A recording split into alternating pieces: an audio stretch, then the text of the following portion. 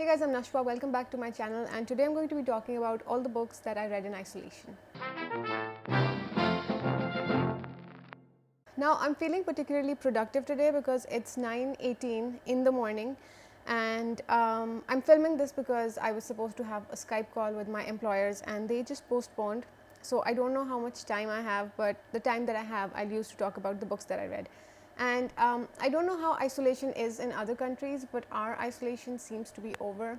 And that's one of the dilemmas of living in a country where the economy is not very strong, because you either like enforce isolation and quarantine and make sure that everybody is home, but then there's the issue of poverty and people not making enough money, especially ones who work on daily wages. So our isolation isn't very strict. It was in the beginning for the first 2 months, but then the government suddenly decided that people needed to make money.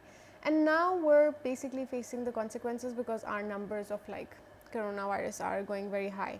So basically, about the books, I'm constantly going to be looking down because my laptop is here. I haven't thought this through, of course, but I have been writing somewhat detailed reviews on Goodreads, and I feel like I've been doing that because I knew that I wanted to make a video at some point, but I just wasn't sure. But ever since I've started making more detailed reviews, I've noticed that a couple of publishers have also started getting in touch with me and basically telling me that, oh, you wrote a review for this book, which we really liked. So would you like to read this other book? And I say, sure, why not? So far I've received 2 books from publishers, which I didn't talk about in my haul because I don't know, I forgot. But anyway, now we're going to be talking about the books that I've been reading in isolation. So far this year I've read 24 books. 6 of them were for the BookTube prize, so I won't be adding them to this particular video. And the remaining 18, I probably won't be able to talk about all of them in this video. So I'll probably break it up into 2. So the first 3 books that I read during the quarantine was the March trilogy. I feel like I'm almost going to knock my head with this, but this is basically a series of graphic novels talking about the American Civil Rights Movement, particularly focusing on John Lewis. It's a work of history and it goes into a lot of detail about the events of the civil rights movement, starting with the attempt to desegregate lunch counters so black and white people could eat together, getting access to public spaces like swimming pools and movie theaters, and the right to vote. So I have a detailed review of this on my channel. It's a 10-minute review and I'll leave it linked in case you're interested in the details. But basically, I really enjoyed this. It was a very insightful book for me, especially given the times that we're living in.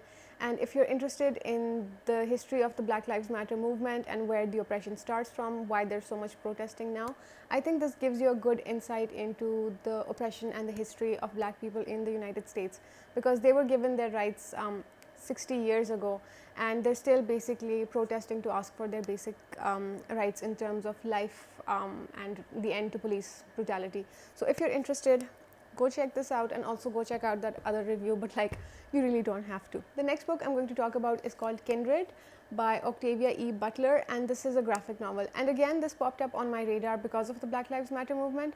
I feel like I've already had these books, but because they're popping up on my radar more, or I'm seeing them more, I'm picking them up.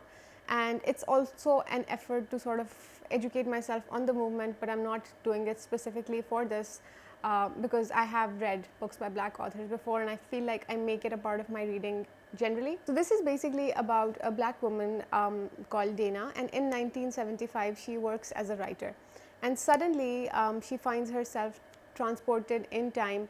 She time travels to 1815 and ends up in a slave plantation where she is essentially a slave because she is a black woman, and slavery is still a thing because the Civil War hasn't happened yet.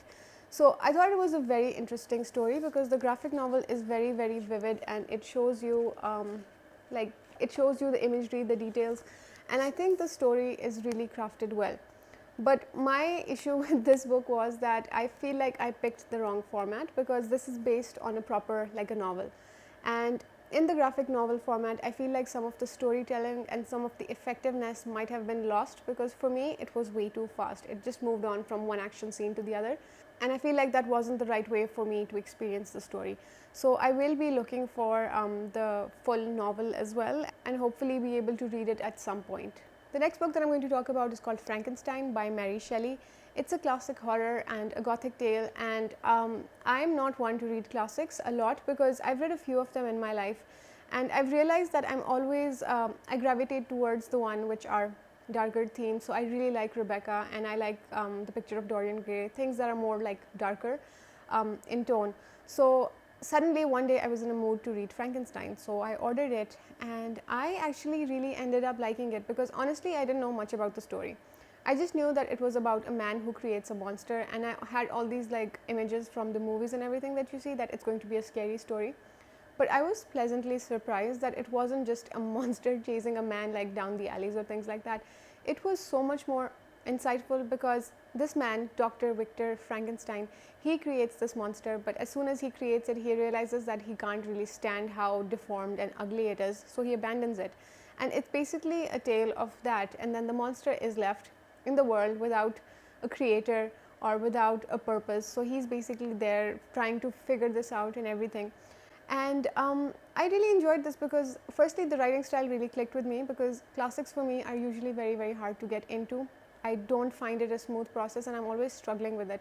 But this was really well written, it was very readable, the writing was very palatable, and from the storytelling element I really, really enjoyed it. It was just very interesting because you get two different perspectives about the man Frankenstein and the monster who remains to be nameless, but somehow we all end up calling him Frankenstein anyway.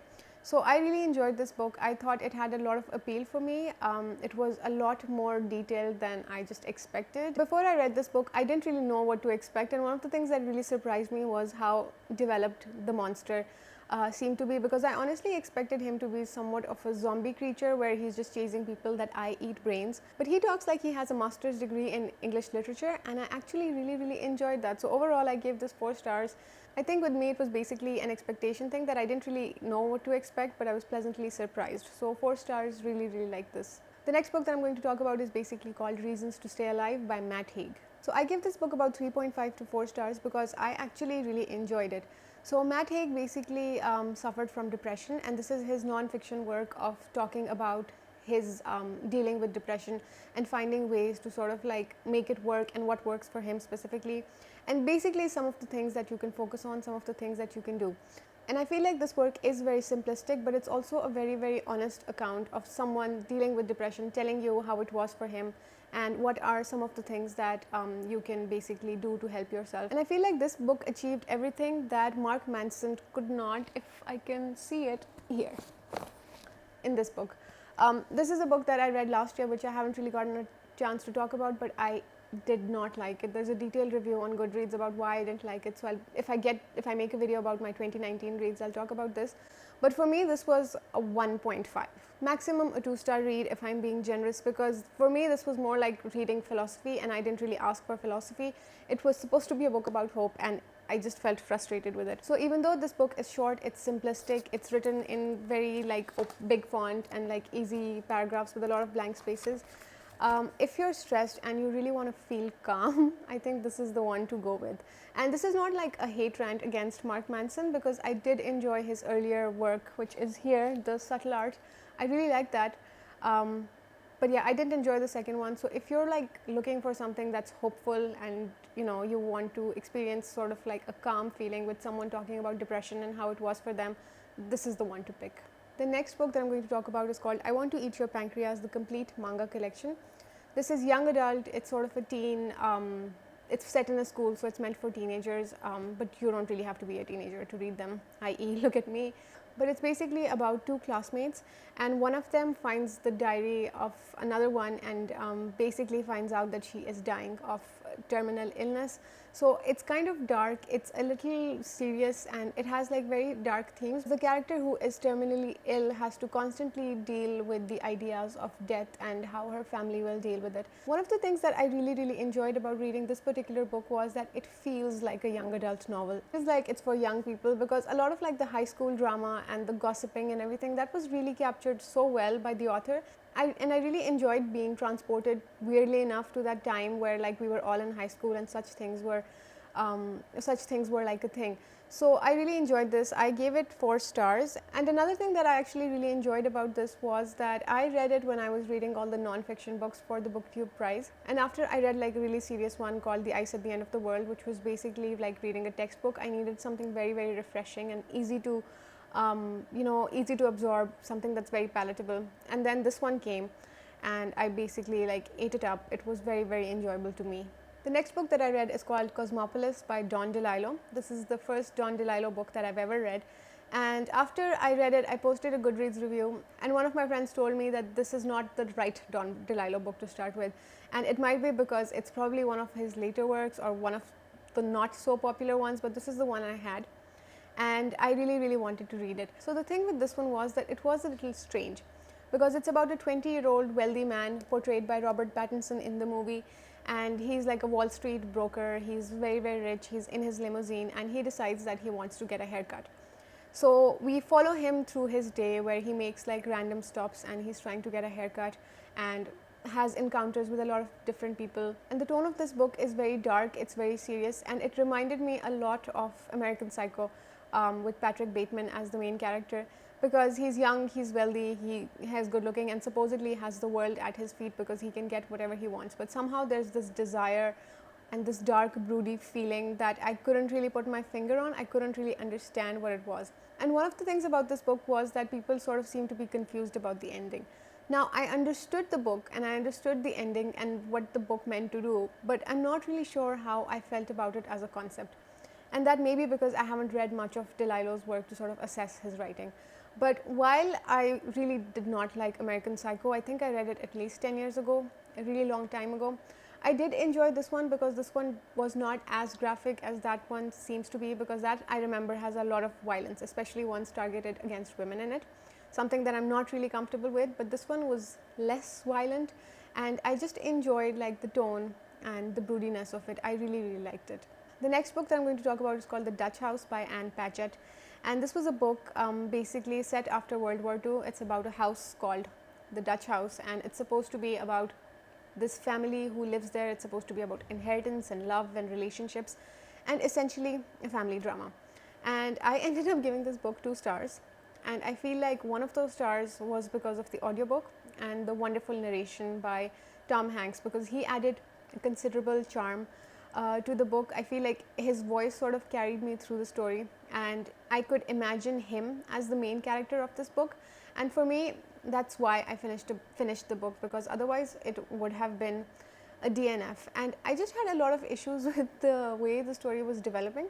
Firstly, I couldn't get behind that the way the siblings interacted. While I liked the way the brother and sister, Danny and Maeve, interacted most of the time, I couldn't really understand their motives, and they had this weird way of going about things, making decisions that weren't really reflecting good on them, and making decisions that really weren't for themselves. It was basically to spite other people.